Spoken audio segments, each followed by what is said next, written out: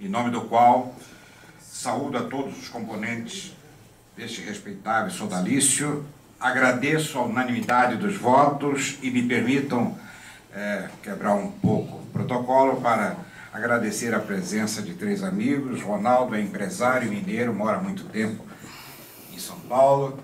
A Fabíola e o Carlos moram em Nova York, já estavam com as passagens marcadas e conseguiram alterar para estar presente nesta noite. Por isso eu sou muito grato à presença.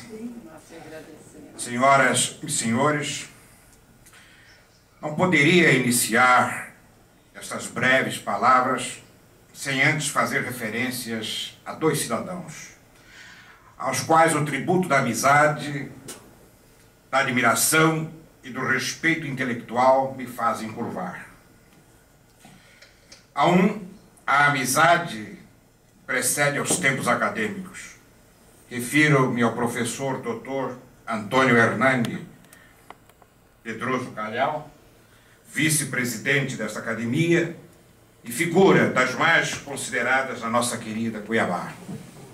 A Cuiabá, que foi o rincão mais distante das conquistas do Oeste, que nos contornos do dadivoso Paraguai, fronteiriço à outrora terra hispânica, assegurou a atual configuração geográfica e cultural ao nosso país e onde se firmaram as raízes da civilização lusitana. É na vetusta capital de nosso Mato Grosso que Hernani Calhau, seguindo a senda de antepassados seus, como combativo jornalista Alcibiades Calhau, seu avô, conquistou o respeito político e público de nossa intelectualidade. Mas lá, em nossa terra quente e acolhedora, que convido a todos a visitá-la, o meu amigo Hernani não é conhecido apenas como estudioso do direito, mas igualmente como um agitador cultural que luta presentemente, nas antevésperas de nossos 300 anos, para que sejam resgatadas as raízes das tradições culturais e humanistas da terra que acolheu Luiz Pereira de Melo e Cáceres, o grande estadista do período colonial, segundo Gilberto Freire, o maior deles, de Ricardo Franco, e gerou Cândido Rondon, Francisco de Aquino Correia, Cavalcante Proença, Roberto Campos e tantos outros nomes significativos do panteão pátrio. Há outro, nacionalmente conhecido e respeitado, não apenas como jurista emérito e como advogado das liberdades públicas, mas igualmente como humanista, figura exemplar e inspiradora, ser humano de primeira grandeza. Estou me referindo, todos sabem, ao eminente Dr. Ives Gandra da Silva Martins, cofundador desta instituição, titular da cadeira 2 e atual chanceler. Honra ser admitido numa assembleia de tão alto relevo, que muito embora tão jovem, pois constituída juridicamente em setembro de 2009, já nasceu adulta, contando com nomes dos mais expressivos do cenário jurídico nacional e tendo, entre outros membros correspondentes, nome dos mais gabaritados, entre os quais o do respeitado Gomes Canutilho. A coincidência desta data em que tomo posse me faz também, mais uma vez, feliz. Hoje é o Dia Mundial do Meio Ambiente. Grande parte do meu trabalho intelectual, e não de agora, desde mesmo estudante na Universidade Federal de Goiás, já me dedicava às questões ecológicas e escrevi talvez um dos primeiros livros que faz o enfoque político da questão ecológica, e agora publiquei alguns outros na área que muito me honra, portanto, está numa data tão significativa para mim.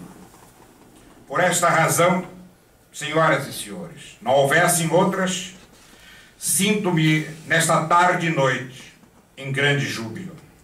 E neste caso, me vem sempre à mente a indagação: o que leva uma pessoa a buscar a glória acadêmica?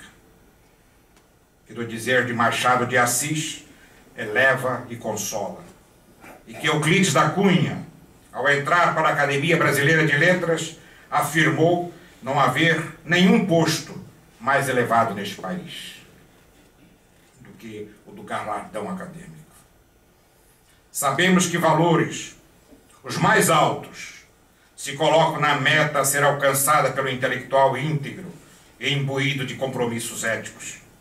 Sabe ele que não deve estar norteado pela busca da glória vã ou a da pseudo-aristocracia do saber. Neste caso, podemos, em síntese, concluir que o pertencimento a ser conquistado não nos proporciona bens materiais, mas, muito acima disso, o enriquecimento do intelecto e do espírito. E se tivermos em mente o milenar ensinamento do apóstolo Paulo, sic transit gloria mundi, haveremos de recordar sempre que só as conquistas do espírito nos eternizam, nos tornam imortais. E é, pois, em tal contexto que a minha admissão neste sodalício me enche de orgulho. Mas igualmente sou cônscio da responsabilidade que me recai sobre os ombros. Os que se dedicam profissionalmente à seara do direito convivem hoje, de modo crescentemente inquietante, com incógnitas do campo da aplicação do saber jurídico. Uma dessas vertentes diz respeito à da tripartição dos poderes, que faz parte da nossa tradição jurídica e política.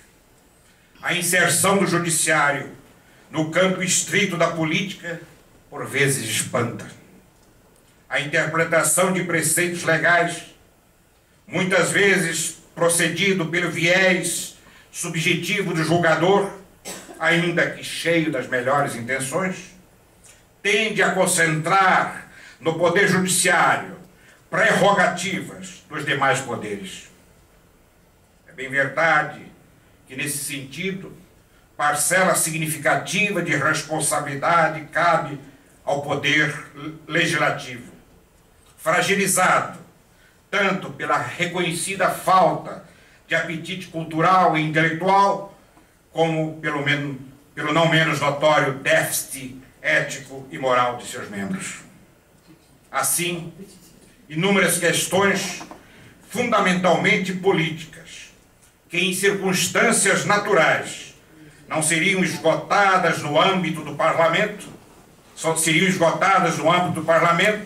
são levadas às antessalas dos tribunais. É o que se vem denominando de judicialização da política. Ora, isto contamina de tal sorte o processo judicial, que a politização do judiciário parece estar se tornando inevitável. Não poucos publicistas têm apontado que o ativismo judicial vem ocupando um significativo espaço na pauta do Supremo Tribunal Federal. Daí resulta que a máxima corte do país vem agindo como legislador positivo, mesmo quando não existe qualquer lacuna legislativa, numa clara e afrontosa substituição do papel do parlamento. E ainda que, porventura, tal lacuna apareça, a competência, dilo a Constituição, cabe ao Legislativo. Não há, pois, permissão constitucional para que o juiz substitua o legislador. Mesmo quando declarada a inconstitucionalidade da lei por omissão, neste caso deve ser dada ciência dessa decisão ao poder competente para que a supra e não substituí-lo de modo próprio. É indubitável que essas iniciativas legiferantes ferem profundamente os alicerces sobre os quais a República foi erguida. A tripartição, com a interdependência dos poderes, é conquista histórica transformada em cláusula pétrea. Ora, tal princípio não se constitui novidade no universo do direito constitucional.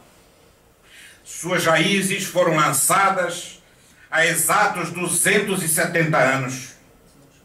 O espírito das leis, que consagrou Montesquieu como grande pensador, e no qual se miraram todos os formuladores constitucionalistas do mundo contemporâneo, diz, aspas, não existe liberdade se o poder judicial não for separado do poder legislativo, do executivo. Se fosse unido ao poder legislativo, o poder sobre a vida e a liberdade dos cidadãos seria arbitrário, pois o juiz seria o legislador. Se ela se juntasse ao poder executivo, o juiz poderia ter a força de um opressor. Tudo estaria perdido se o mesmo homem, ou o mesmo corpo dos principais ou dos nobres, ou do povo, exercesse esses três poderes, o de fazer leis, o de executar as resoluções públicas e o de julgar os crimes ou a divergência dos indivíduos. Fecha aspas. Esse ponto fora da curva em nosso atual ordenamento institucional vem sendo oportunamente apontado por vários estudiosos. Um dos nossos maiores, Ives Gandra, tem em livros, ensaio e artigos apontado os diversos dispositivos constitucionais alterados pela jurisprudência do STF. Com grande percussiência, o notável jurisconsulto vem chamando atenção para o impasse político e institucional que a atividade proativa do judiciário pode provocar. Não são poucos os juristas que temem o eventual apelo de qualquer um dos chefes dos outros poderes ao disposto no caput do artigo 142 da Constituição. E é evidente que nesse horizonte, crise política e social de grande magnitude será instaurada. Neste contexto de extremado proativismo judicial, não são poucos aqueles que entendem que estamos caminhando, ou mesmo que já vivemos, numa ditadura do judiciário ou do poder da toga. Um poder que pretende se sobrepor ao poder do voto de milhões de brasileiros, que constitucionalmente outorga a seus representantes populares o direito de fazer leis. Leis estas que ou são derrogadas ou são substituídas numa autêntica violação do sistema constitucional pátrio. Portanto, desatar previamente esse nó górdio que está se formando deve-se pôr no horizonte das nossas preocupações. Sigamos a Eduardo Couture, que lembra ao advogado, aspas, teu dever é lutar pelo direito, mas se um dia encontrares o direito em conflito com a justiça, luta pela justiça. Aspas. Lutar pela justiça no campo constitucional e da paz social é exigir que todos os poderes cumpram seus deveres legais, atuando dentro do distrito limite determinado na Carta Magna. Os denominados operadores do direito devem hoje, ao meu modesto modo de ver, lutar para que os fundamentos nos quais se estrutura nossa República sejam mantidos incólumes, até porque a erosão de um só deles pode levar ao sossobramento de todo o edifício jurídico do Estado democrático. Permitam-me citar, para encerrar, aqui um homem que dedicou sua vida e o seu labor intelectual à construção de uma sociedade de homens e mulheres livres. Thomas Paine doutrina que, aspas, o fim de toda associação política é a conservação dos direitos naturais e imprescritíveis do homem. Estes direitos são a liberdade, a propriedade, a segurança e a resistência à opressão. Fecha aspas.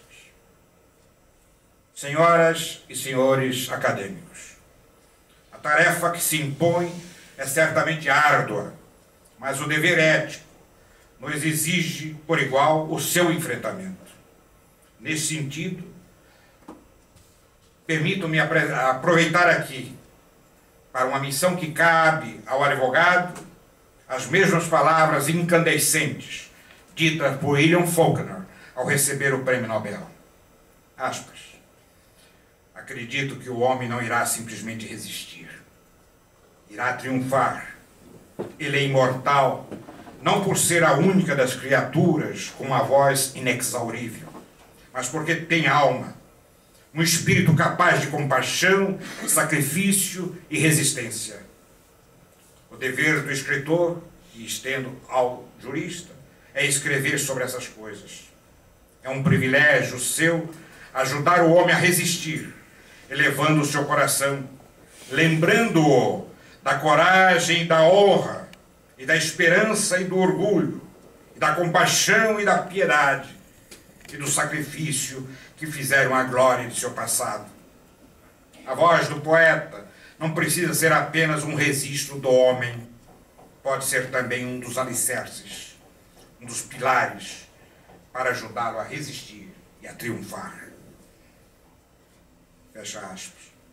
Referia-se ele ao escritor, ao poeta. Mas estas são palavras que muito bem pode ser dirigida a todo intelectual, entre eles o cultor do direito. É com este ânimo e com esta esperança que adentro a este nobre sodalício. Muito obrigado.